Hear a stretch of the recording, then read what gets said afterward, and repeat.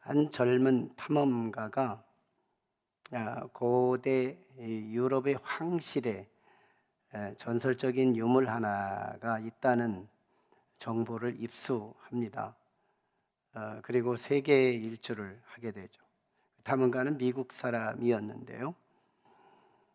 그래서 그는 유럽의 고토를 연구하고 또 추적하고 찾아다니며 또 아프리카의 거친 사막을 횡단하고 아시아의 그 여러 가지 밀림지대를 통과하며 전설적인 유물을 찾고 만나기 위해서 추적하고 여행을 합니다. 그러다가 결정적인 충격적인 정보 하나를 듣습니다. 어떤 무역 상인이 그 유물을 가지고 미국으로 사가지고 갔다는 정보를 얻어요. 그래서 그는 급하게 비행기 표를 끊어 미국으로 도착합니다. 그리고 미국의 큰 도시, 작은 도시, 동네 도시 점점 좁혀가게 되는데 결국은 자기 집 주소였답니다. 언젠가 그 유물이 자기 집으로 들어와서 여기저기로 굴러다닐 때 어렸을 때 그 유물이 너무너무 천박하게 발로 채이고 여기저기 정말 성가시로운 유물로 그렇게 상대했던 그 유물이 세계적이고 그리고 그 유물의 그 가치가 부르면 금액이 될 만큼 고가치한 보물이었다는 것을 그때서야 깨달으면서 내가 이 보물을 찾기 위해서 세계를 여행하고 방황하고 혼란에 빠졌었다는 어리석음을 깨닫는 시간이었다고 합니다. 오늘 본문은 바울과 실라가 데살로니가 회당에 들어가서 방황하는 유대인들에게 정말 인생에 가장 양보할 수 없는 절대적인 유물, 가장 존귀한 보배, 그분이 무엇인지, 그분이 누구인지 이걸 찾아주는 이야기가 오늘 본문에 있습니다. 지난 시간에 바울과 실라가 빌립보 감옥에 불명예스럽게 들어갔다가 하나님의 도우심 속에서 명예롭게 출옥을 하고 그는 빌립보 교회의 초신자들에게 하나님이 함께하는 사람들의 위로를 격려한 뒤에 그는 다시 다음 선교지로 가게 되는데 그게 바로 데살로니가 지역입니다. 빌립보 지역은 유럽의 첫 성이지만 그렇게 큰 도시는 아니었고 데살로니가 도시가 당대 유럽에서 최고 큰 도시로 알려진 도시입니다. 자막에 나와 있는 이 지도는 동선에 따라 제2차 전도 여행, 바울과 신라가 제2차 전도 여행을 행한 경로를 표시하고 있어요. 1차적으로 제2차 전도 여행의 출발지가 오른쪽에 안디옥에서 출발합니다. 그리고 1차 전도 여행 지역을 답습하고 함께 세워진 교회들을 보듬고 지나가게 되는데 이고니온, 더베, 그리고 루스드라, 그리고 비시디아 안디옥, 그리고 드로아 항구에서 환상을 보고 마케도니아 사람을 보며 유럽인의 환상에 초청을 받아 유럽으로 건너가는 그런 이야기를 함께 나눴죠. 그리고 바다를 건너 유럽, 여기서 에게해가 있고 흑해가 위에 있고 아래가 지중해가 있는데 그 사이에 에게해가 있고 드로아와 빌립보 건너가면 유럽이 됩니다. 유럽의 첫 성 빌립보에서 복음을 전하다가 누명을 쓰고 감옥에 들어갔다가 추록했던 지난 시간까지 나눈 말씀이고 그 다음에 거기서 이제 명예스럽게 추록을 하고 다음 장소로 가는데 암비볼리 그리고 아볼로니아 그리고 거기를 거쳐서 데살로니카까지 간 이 동선, 오늘 빨간 동선으로 표시되어 있는 동그란 원 안에 있는 이 지역의 이야기를 우리가 오늘 함께 나누게 됩니다. 언제나 바울은 예수님을 닮고 싶어 했어요. 예수님을 외형도 닮고 싶고 내면도 닮고 싶고 예수님을 완전히 카피하고 싶어 하는 사람이 바울이었습니다. 바울 서신을 통해서 바울의 행적들을 잘 보면 예수님을 닮고 싶은 그 여망을 여실히 발견할 수 있어요. 그는 심지어 죽음도 모양을 담고 싶어 했습니다. 3차 전도 여행을 마치고 다시 예루살렘으로 돌아올 때 박수무당 같은 아주 신통한 사람들이 바울에게 이렇게 제안합니다. 바울이여, 당신이 이번에 예루살렘에 가면 운세가 안 좋습니다. 당신이 만약에 예루살렘에 간다면 당신은 반드시 죽을 운세예요. 가지 마십시오. 근데 이상합니다. 바울은 더 가고 싶어집니다. 왜 그럴까요? 예루살렘이 어떤 곳인데요? 예수님이 돌아가신 자리거든요. 박수무당이 쪽집게 무당으로 정말 바울의 죽음을 운세를 얘기했을 때 바울은 의도적으로 갑니다. 더 적극적으로 가요. 거기서 내가 죽는다면 예수님과 죽음이 닮을 게 아니겠느냐 하는 거예요. 그런 것처럼 바울은 모든 면에 예수님을 카피합니다. 전도의 방식도 예수님을 닮았습니다. 예수님이 유대 땅을 벗어나 예루살렘을 벗어나 유대 땅으로 다니면서 가끔씩 이방 땅도 드나들게 됩니다. 그때마다 예수님이 가셔서 가장 먼저 낯선 땅에 가서 접촉하는 곳이 어디냐면 회당이었어요. 유대인들이 모인 곳이었습니다. 그들을 먼저는 유대인에게요, 나중은 헬라인에게로라. 이것이 전도의 기준, 원칙이었습니다. 바울도 데살로니가 지역에 가서 회당을 또 찾았습니다. 바울은 회당에 대한 상처가 있어요. 어디든지 회당에 가서 돌 맞았고 치욕을 당했고 어려움을 당했기 때문에 그 상처로 따지면 회당은 또다시 가고 싶지 않은 안 좋은 기억을 남기는 곳이었어요. 그런데 바울은 사심을 가지고 자신의 인생을 운영하지 않습니다. 나는 그들에게 해를 당했어도 나는 그들을 향하여 선대하리라. 이것이 바울의 예수님을 닮은 본성이었죠. 데살로니가의 회당에 들어갔습니다. 회당은 유대인들의 거처예요. 디아스포라 유대인들이 사정이 있어서 예루살렘을 떠나 이방 땅에 갔지만 유대인들은 유대인들끼리 뭉쳐서 사는 본성이 있었습니다. 그래서 최소한 이런 속설이 있을 만큼 유대인의 10명만 있어도 우리 아지트를 만들자. 이게 회당 문화입니다. 그래서 유대인들이 모인 회당에 안식일이 되자 바울은 안식일을 지키려고 회당을 안식일 날 가지 않았습니다. 안식일에 움직여야 유대인들을 만날 수 있기 때문에 바울의 행적에는 언제나 안식일이 언급되고 있을 뿐이에요. 바울을 연구하면서 안식일도 이단들이 바울도 안식일을 지켰다고 자꾸 우겨대고 있지만 문맥을 전혀 알지 못한 무지한 이단들의 그 잘못된 교설입니다. 바울은 안식일을 지키기 위해서가 아니라 안식일을 지키는 유대인들을 복음화하기 위해서 안식일 날 모이는 유대인들의 회당에 들어가 복음을 전한 거죠. 그러나 이 회당에는 언제나 유대인들만 있는 곳이 아니었습니다.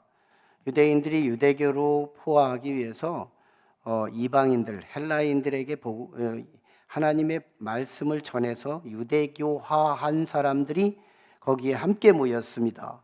오늘 본문의 데살로니가에도 유대인들이 모였습니다. 그리고 경건한 헬라인들이 모여 있습니다.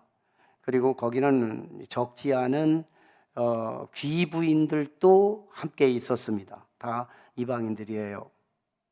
근데 그들이 유대인들의 전도를 받고 유대교화돼서 한마디로 다양한 구성원이지만 실제는 유대교인들만 모인 겁니다. 공통점이 있는 거예요.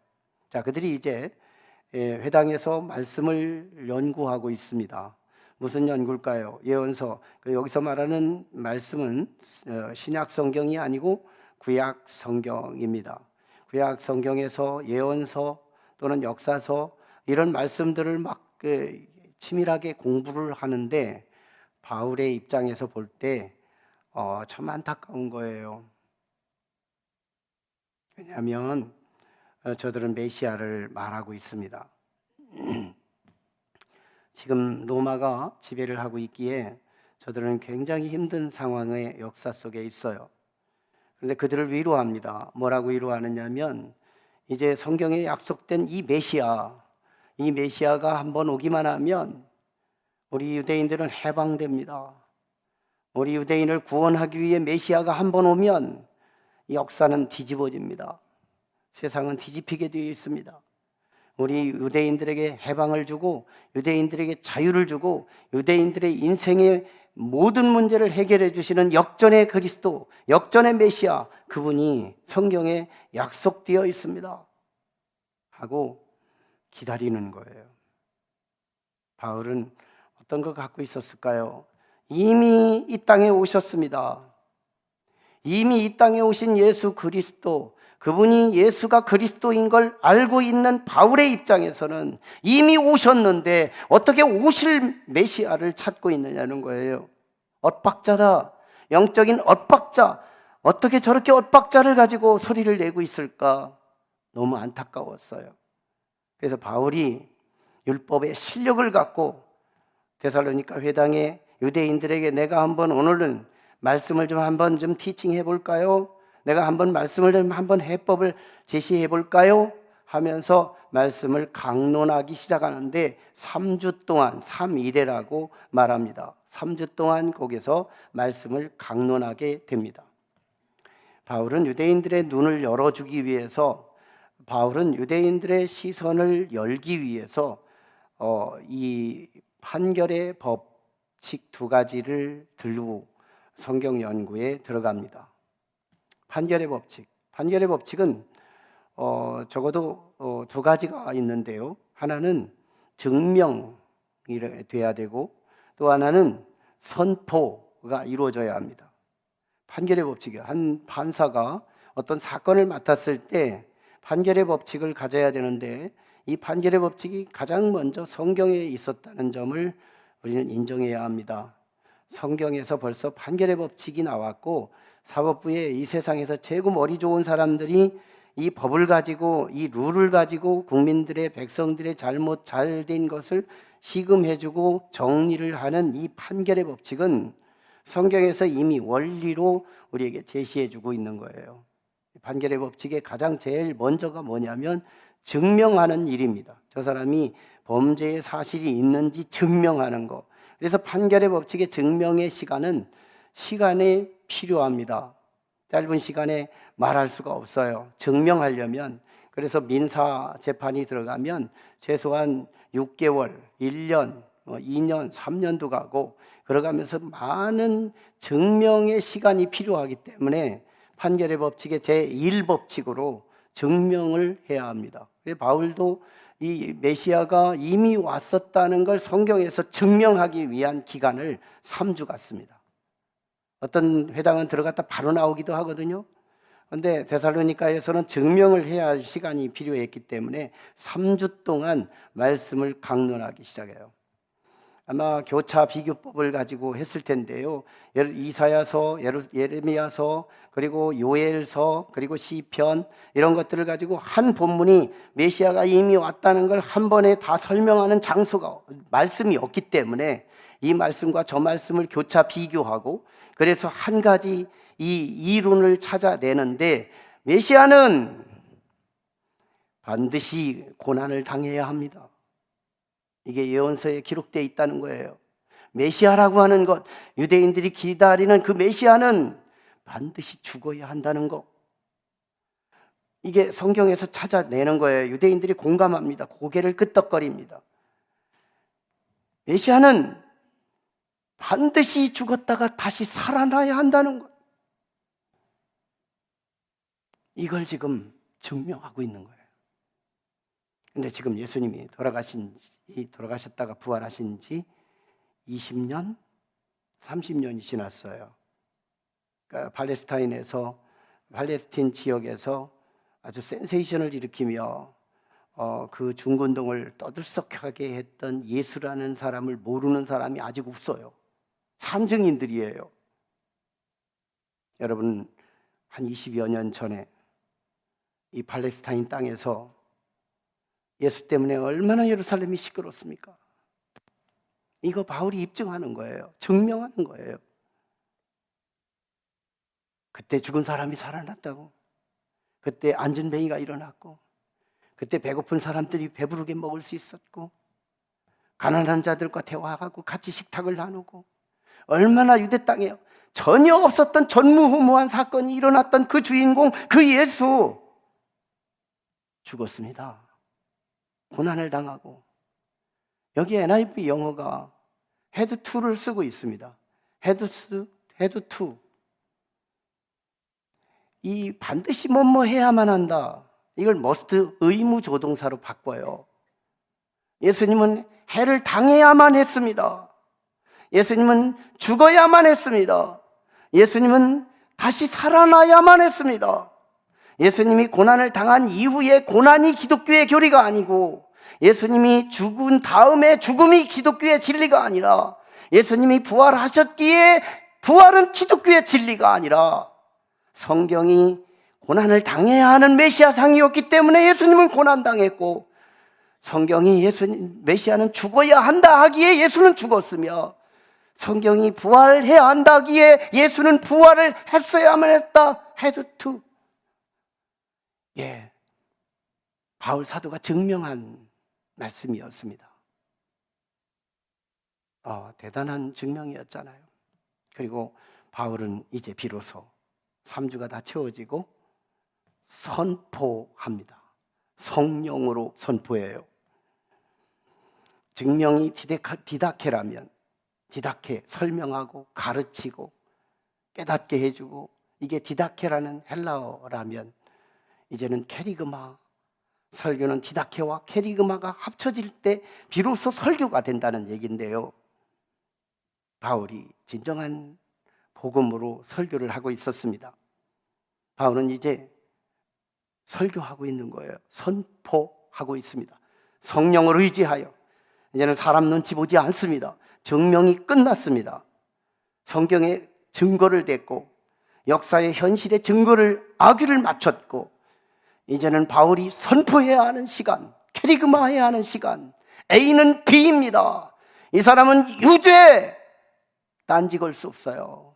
이 사람은 무죄, 선포입니다. 여러분, 30년 전에 죽었던 그 예수는 당신들이 지금 성경에서 뒤적거리고 찾고 있는 그리스도입니다. 구약의 메시아는 신약의 그리스도예요. 메시아는 그리스도다. 똑같은 말이에요. 우리 한글어와 영어가 다르듯이, 그러나 의미는 똑같은 것처럼 구약 시대에는 메시아라고 말했고 신약 시대에는 그리스도라고 말했지만, 이것이 다 한결같이 누구를 가리키고 있느냐? 30년 전에 오신 예수를 지금 가리키고 있지 않습니까? 말씀이 메시아는 고통을 당해야 맞고 죽어야 되고 다시 살아나야 한다고 했는데, 그 역사에 예수가 고통당했고 죽었고 부활했지 않습니까? 그러므로 내가 너희에게 전한 이 예수는 곧 그리스도입니다. 예수는 그리스도입니다. 예수는 그리스도입니다. 여러분, 이 사실을 우리는 믿을 수 있기를 축원합니다. 예수가 그리스도다. 여러분, 강력한 가치가 한 공동체 안에 던져지면 공동체는 둘로 갈라지게 되어 있습니다. 아무 가치가 없는 돌덩어리를 공동체에 던지면 더 하나가 되기가 쉬워요. 가치가 없는 것이 중심에 있으면 허심탄회해요. 욕심이 개입되지 않아요. 그런데 여기에 금덩어리 하나를, 저 등치만한 금덩어리 하나를 딱 갖다 놓으면 우리 교회 공동체는 둘로 갈라지게 되어 있습니다. 굉장히 가치 있는 것이 여기 하나, 금덩어리가 딱 놓여 있다. 두 종류, 하나는 이것이 제 거라고 친다면 저를 부러워하는 사람이 있습니다. 나도 저 금덩어리 가졌으면 좋겠다. 아, 참 목사님은 복을 받았구나 하고 축복하고 나의 감정과 일치되고 나와 하나 되고 나와 연합하고 나한테 잘해주고 그럽니다. 그런데 갑자기 이 금덩어리가 여기 있는 순간 저 오늘 저녁에 한번 서리할까? 언제 교회를 한번 쳐들어오지? 이러고서 자기들끼리 십시일반 힘을 합쳐서 이 금덩어리 훔치러 도모하는 사람이 생기게 되어 있어요. 여러분, 예수가 그리스도라고 하는 이 말이 우리는 대단히 깨달음이 없어서 고가치함을 모르지만 여러분이 장차 하나님 나라에 이르게 되면 예수가 그리스도라고 하는 이 복음은 성경의 가장 핵심 중에 핵심이요, 성경 중에 성경이요, 진리 중에 진리요, 가장 고가치한 세상의 금은 보화도 이런 금은 보화와 비교할 수 없는 가장 영원하고 지존한 가치, 고백, 예수 그리스도거든요. 예수 그리스도거든요. 그 그리스도를 우리는 본능적으로 반응하게 되어 있습니다. 바울이 예수가 그리스도라고 가르쳤을 때 데살로니가의 이 회당은 둘로 짝 갈라졌습니다. 첫째, 시기하는 사람이 생겼어요. 5절로 9절까지 시기하는 사람들. 그러나 유대인들은 시기하여, 이게 5절이에요. 어째서 이 복음을 들었는데 시기부터 할까요? 어리석기 때문이에요. 여러분, 지혜로운 사람은 사랑하며 살지만 어리석은 사람은 미워하며 삽니다. 지혜로운 사람은 섬기며 살지만 어리석은 사람은 시기하며 삽니다. 미워하며 삽니다. 시기하며 질투하며 남들이 잘 되는 것을 정말 기꺼이 축복해 주지 못하며 살아가는 거, 이게 어리석은 사람들의 특징이거든요. 우리는 지혜로운 사람이 될 필요가 있어요. 근데 이 시샘, 이 미움, 이 질투, 이건 반드시 행위로 돌출되게 되어 있습니다. 내 속에 있는 진짜 사랑은 밖으로 반드시 나오게 되어 있는 것처럼 우리의 시기와 우리의 질투는 밖으로 솟아 나오게 되어 있다는 거예요. 내가 지금 욕을 하고 있다면 이미 욕의 엑기스가 내 속에 있기 때문이에요. 내가 누군가를 저주하고 있다면 이 저주의 엑기스가 내 속에 있기 때문인 거예요. 내 속에 없는 것이 내 속에 밖으로 나갈 수가 없는 거예요. 나에게 진정한 가치, 내 속에 가둬둔 그 가치, 그것이 내 입을 통해, 내 눈빛을 통해, 내 삶을 통해 드러내게 되는 거, 이것이 우리 삶의 인격과 품격이 되는 거예요. 유대인들은 시기했습니다. 그 시기는 이제 불량배들을 끌어들입니다. 바울을 야손의 집에 잠시 머물렀었습니다. 데살로니가에 머무는 동안에 바울은 야손의 집에 머물렀어요. 야손이 바울과 이 복음을 증거하는 사람에게 마음을 확 열고, 정말 하나님의 큰 종들이 왔으니 우리 집 사랑채 사용하시죠. 여기서 기거하시고 여기서 주무시고, 그러고서 집을 빌려드렸는데 이게 소문이 난 거예요. 그래서 유대인들이 불량배들을 돈 주고 사서, 야, 저 야손의 집에 침입해, 그리고 바울이 있거든 끌어온대.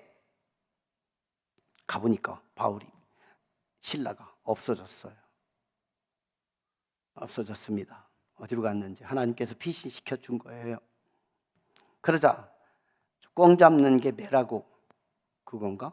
아무튼 저들이 지금 바울을 잡으려고 하다 못 잡고, 야손, 바울을 보호해준 저 야손, 간첩을 보호해준 저 야손, 저거 끌어다 내서 읍장들에게, 그 동네의 가장 최고의 어른한테 데리고 가서 수모를 당하게 하자 하면서 막 데살로니가 소동하게 일으킵니다. 마지막에는 조사해 보니까 별 죄가 아닌 거예요.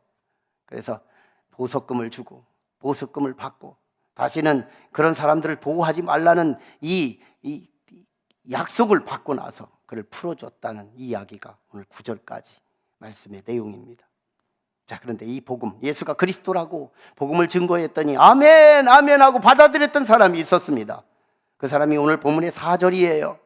4절은 경건한 헬라인들과 적지 않은 귀부인들이 예수는 그리스도라고 받아들입니다. 그리고 바울을 따라다닙니다.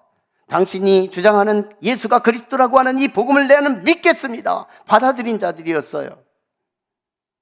저들이 헬라인들이기 때문에, 저들은 다른 종족이기 때문에, 복음을 받아들이고 유대인들은 아니기 때문에 아니에요. 우리는 우리 교회를 분석해 보면 교회 신앙생활이 30년, 40년, 50년 신앙생활 모태 신앙자들이 하나님의 음성 앞에 늘 식상하게 받아들이는 습관들이 있다라는 거예요. 여러분, 바울의 복음이 증거될 때 예수가 그리스도입니다, 예수가 당신들이 찾던 메시아입니다, 이렇게 증거했을 때 누가 자극을 받았느냐? 유대인들은 시기했어요. 그러나 헬라인들은 무슨 말이에요? 유대교회 초신자들이었습니다. 귀부인들도 초신자들이었어요. 오늘도 이 설교를 같이 하고 있지만 중직자들, 그리고 수십 년 예수 믿고 모태신앙을 자랑하는 사람들은 이 말씀이 늘 듣던 소리이기 때문에 너무너무 식상하게 들을 수 있는 말씀인 거예요. 그렇지만 오늘 이번 축제주일에 왔거나 작년에 왔거나 초신자들은 예수가 그리스도라고 하는 이 말이 내게 일단 정부에 입수하고 가슴에 새겨두고 이것이 정말 좋은 것이구나, 이 정도는 받아들이고 순수하게 받아들였다는 거예요. 뭘까요? 유대인들은 순수성이 없다는 거예요. 신앙생활에 너무너무 관성화되어 있어요. 습관화되어 있어요. 기계화되어 있어요. 산성화되어 있어요. 굳어져 있어요. 자기 프레임, 자기 생각, 자기 틀로 굳어져 있어요. 그런데 새가족들은 아니에요. 나는 내가 주장하는 것이 다가 아니야. 내가 아는 게 다가 아니야. 저 진리를 내가 일단 순수하게 받을 거야. 이 순수함 얼마나 중요한지 몰라요. 그래서 예수님은 어린아이를 들어 천국과 대비하고 교훈했던 이유가, 어린아이에게는 순수함이 있거든요. 어른이 욕하면 욕 배우고, 어른이 축복하면 축복 배우고, 어른이 좋은 거 말하면 좋은 거 배우고, 나쁜 거 하면 나쁜 것도 그대로 받아들이는 어린아이의 순수성, 초신자들이 그렇다는 거예요. 오늘 이 저녁도 초신자들이 반응할 것입니다. 이 말을 제가 자꾸 자극을 주는 이유는 헌신자들이 정신 차리라고 하는 말인 거예요.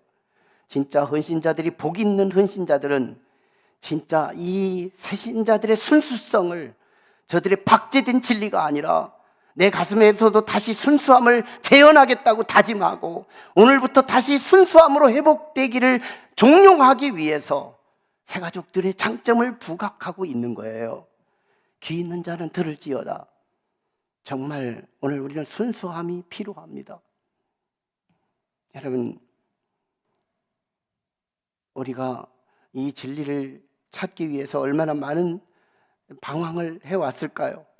마치 이 골동품을 탐험가가 찾기 위해서, 유물을 찾기 위해서 세계를 일주하고 유럽을 다니고 아프리카를 다니고 아시아를 방황하고 결국은 미국으로 가서 자기 집에서 찾은 것처럼 예수 그리스도는 의외로 우리 가까이 와 계셔요. 제가 지금 신명기를 강해하고 있습니다. 새벽에 신명기 30장에 보면 하나님께서 자기 백성들을 모압 평지에 모아놓고 모세를 통해 이렇게 설교합니다. 너희들에게 내가 율법을 가르쳤지만 이 모든 율법은 하늘 위에 있지 않다.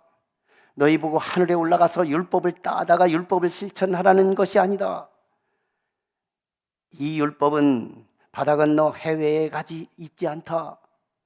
그래서 해외에 가서 그 율법을 사다가 율법을 실천하라는 주문이 아니다. 이 율법은 바로 네 입에 있고 네 마음에 있다. 이미 너에게 가까이 와 있어. 이 복음 안에 예수 그리스도가 숨어 있어. 여러분들이 가지고 있는 이 성경 안에 예수가 그리스도라고 하는 것을 분명하게 우리에게 숨겨두고 있다는 거예요. 성령의 사람만이 그 예수를 끄집어내서 나의 구세주, 나의 구원자로 받아들일 수 있다는 거, 이것이 지금 오늘 바울을 통해서 이 헬라인들이 예수 그리스도를 따르도록 주문했던 이 복된 자들을 결정시킬 수 있었대요. 여러분, 그리스도가 무엇일까요? 그리스도는 우리가 너무너무 익숙히 잘 알고 있어서 그의 세 가지 속성, 그의 세 가지 직능을 우리는 알고 있습니다. 그리스도는 기름 부음을 받은 자라는 헬라의 원어의 뜻이 있습니다. 유대 전통에서 기름 부음을 받는 직분은 꼭 세 가지 직분이 있습니다. 첫째는 선지자, 두 번째는 제사장, 세 번째는 왕. 이들에게만 기름을 붓게 되어 있어요. 그런데 이 기름 붓는 이 장면은 이번에 7월 10일부터 개봉되는 이 다윗이라는 영화에 기름 붓는 장면이 나옵니다. 한번 우리 교인들은 다 한결같이 한번 볼 필요가 있습니다. 정말 영적인 영화예요. 이 영화를 우리 정말 10명 이상씩 보면 10,000원을 할인해서 볼 수 있는데, 영화를 보면 우리에게 은혜를 굉장히 많이 얻게 될 겁니다. 영적인 영화입니다. 어쨌든 기름 부음을 받게 되는데 세 가지 직능. 근데 저는 이 세 가지 직능, 선지자 그리고 제사장 그리고 왕 직능이 있지만 이 순서가 성령께서 저한테 깨닫게 해주신 순서가 있어요. 뒤죽박죽 되면 그것도 능력이 안 나타납니다. 가장 먼저 선지자, 이걸 예수 그리스도에서 발견하고 깨달을 필요가 있습니다. 예수님은 누굴까요? 우리의 유일한 선지자이십니다. 하늘에서 내려온 나의 선생, 하늘에서 내려온 나의 선생. 인간이 출생시켜서 낳은 나의 선생이 아니라 하늘에서 나를 가르치기 위해 내려오신 선생, 그분이 선지자이십니다. 그분을 만나기 이전에는 내가 누군지를 몰라요. 예수님을 만나기 이전에는 내가 누군지를 몰라요. 그럭저럭 저 사람과 내가 비교한 나일 뿐이에요. 예수님을 만나면 절대적으로 내가 누군지를 압니다. 나는 죄인이에요. 무조건 죄인이에요. 그래서 나는 무조건 지옥 갈 사람이에요. 예수님을 만나면 일단 숨이 콱 막히게 되어 있어요. 진짜 예수님을 만나면 나의 형편없음을 민낯이 드러나게 되어 있어요. 그분은 하나님의 눈을 갖고 선지자로 오셨기 때문이에요.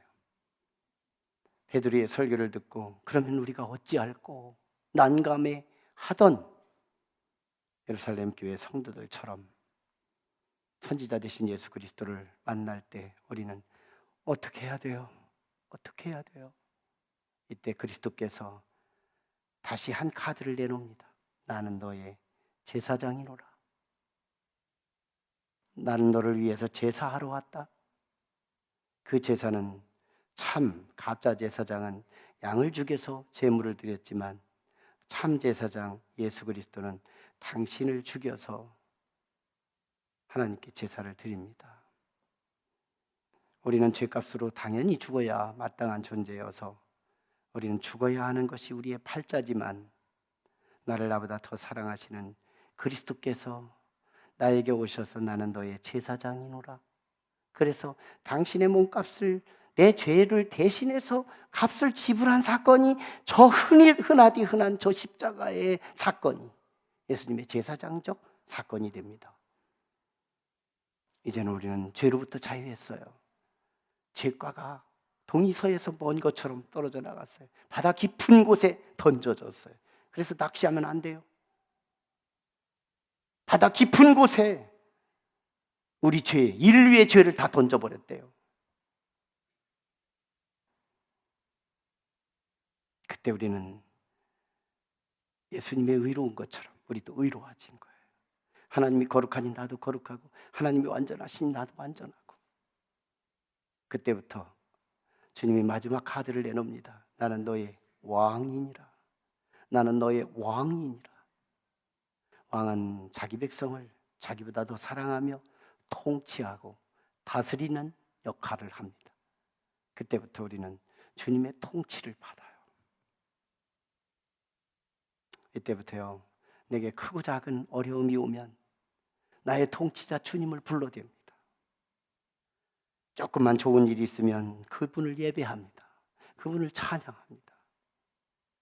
툭하면 그분과 소통하고, 툭하면 그분과 함께 대화를 나누고, 그분과 함께 교감하고, 그분과 함께 살고, 그분과 함께 춤추고 그분과 함께 슬피 울고 그분과 함께 살아가는 거.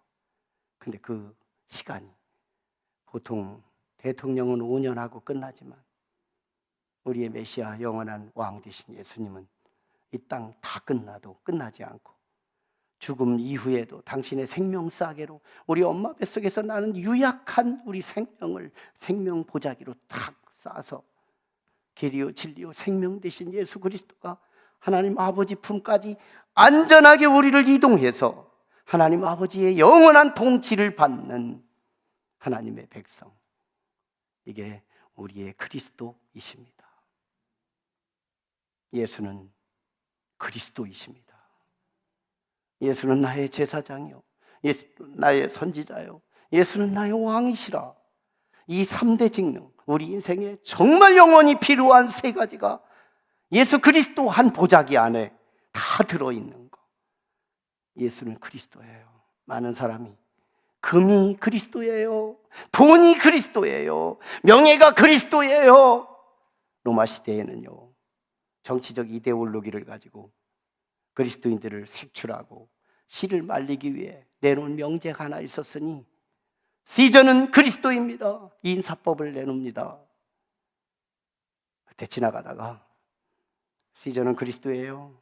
그러면 아멘, 시저는 그리스도예요. 그날 아무 일이 없습니다. 평안해요. 근데 진짜 그리스도는 앞에 시저는 그리스도예요. 그러면 불이 이글이글거려요. 속이 막 타오릅니다. 그러자 진짜 그리스도인은 갑작스럽게 반격합니다. 아니요, 예수님만 그리스도예요. 예수님만 그리스도예요. 예수님만이 나의 영원한 선생님이시고 예수님만이 나의 영원한 제사장이시고 예수님만이 나의 영원한 왕이셔서 나는 그분의 통치를 받고 있을 뿐이에요. 시저는 그때 살고 그때 죽었어요. 그러나 그 그리스도는 지금도 영존하셔서 저와 여러분의 영원한 통치자가 되심을 믿습니다. 기도하겠습니다.